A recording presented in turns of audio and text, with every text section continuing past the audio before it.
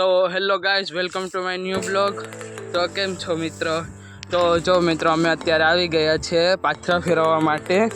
આવી રીતથી કાંઈક પહેલાં માંડવી ભેગી કરી નાખી તમે. હવે આને આમ ફેરવવાના છે. એક હાથથી કામ લઈએ મિત્રો. અત્યારે તો આપણે હું અને ભવ્યભાઈ અમે બંને પાથરા ફેરવીએ છીએ. તો શું કે ભવ્યભાઈ, કેવીક મજા આવે? મજા આવે ને? તો પછી આપણે આને ભૈયાભાઈ શું કરવાનું છે? આના ભર કરવાના છે, એટલે ટૂંકમાં ઓખલા કરવાના છે. અમે અહીં ઓખલા કહીએ, પછી અમુક બહાર જેમ જે કહેતા હોય એવી રીતથી અમે ઓખલા કહીએ. પછી આપણે થેસરમાં કાઢવાની છે માંડવી, તો એ પણ તમને બતાવશું. કન્ટિન્યુ રહેજો. તો પછી ફાઇનલી મિત્રો આપણે બધી પાથરા પલટાવી નાખ્યા છે, અને હવે અહીંયા નારિયેળ નીચે ઘડીક પાણી પી લઈએ સરખુંથી, પછી મળી. મિત્રો તમે જોઈ શકો છો, આ એટલા ઓખલા કરી નાખ્યા છે અને આ એટલા બાકી છે.